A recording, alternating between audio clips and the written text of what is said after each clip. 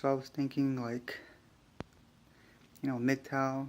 The main point of MGTOW for me is very simple, yet it's very crucial. Like,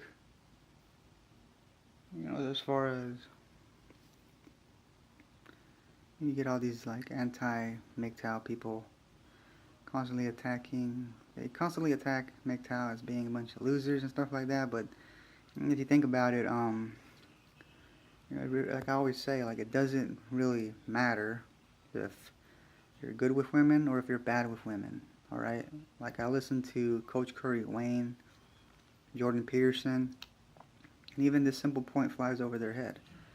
It really also doesn't matter if she's a good woman or a bad woman. Really, it's just the main point for me that MGTOW highlights is the fact that no matter what happens, right?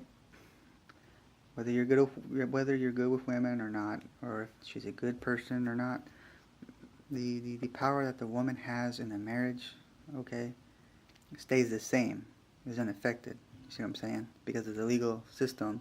So she has a lot of legal power that at any point in time, she could just change her mind and she could turn you into a financial slave to herself, right? Like you'd be paying her, okay? And that's also why it's not equal love, because the one who makes the most money, that's the one that gains. That's the one that has the most to lose. Okay, like it's usually the man, because the man is the one who's the provider. Okay, um, but that's what I'm saying. Like it's usually the man that gets to that it loses a lot in divorce. Like a woman has more to gain in a divorce than a man has to gain in a marriage. See what I mean? So she's not really risking at all. In fact, she has a safety net, and that safety net is the white knight system that comes to her aid in case the marriage don't work out. It's okay, you can still get like alimony or something. And even though that makes no sense to me, like it's not really your lifestyle if you're needing something like alimony. Okay, it's technically like the man, right? If he's the wealthy one, then it's his lifestyle. Okay, it's his lifestyle. If you want to reap the benefits of that kind of wealthy, high living lifestyle, then you should stay married. Because if it was your lifestyle, you wouldn't really need alimony. You continue leave. You would continue living. You know, um, like you know what I mean. Like you would continue living the lifestyle where you're constantly spending like maybe $5,000 to $10,000 a month. You know what I mean? Like especially with the celebrity marriages and stuff like that.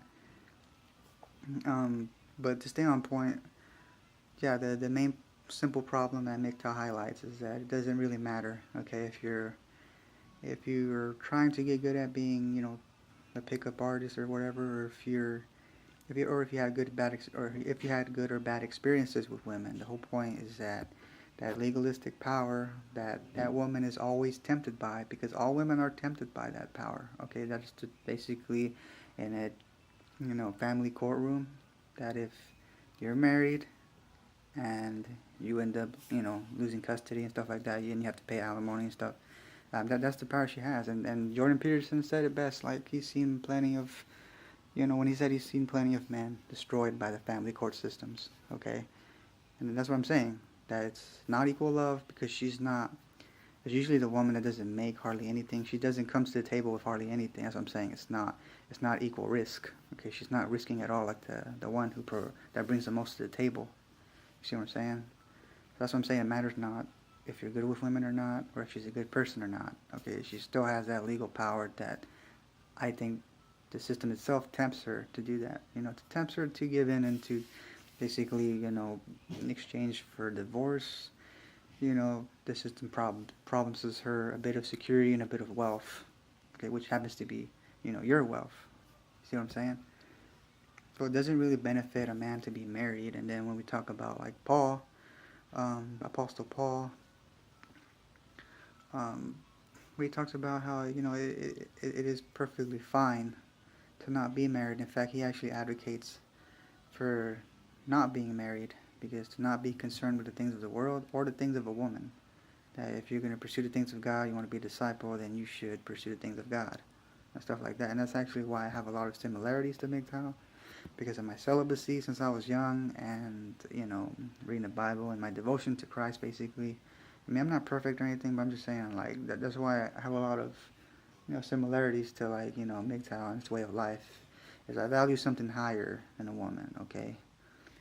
And so that's just kind of my main point that I wanted to say, okay, is that MGTOW highlights the problem that is indeed the man who, when he bends the knee to the woman, right, and when he's proposing, he is kind of submitting to her, okay, and he's willing to forfeit so much power and wealth, okay, which I argue is kind of stupid, all right. I mean, love is free. It shouldn't be a contract or anything like that.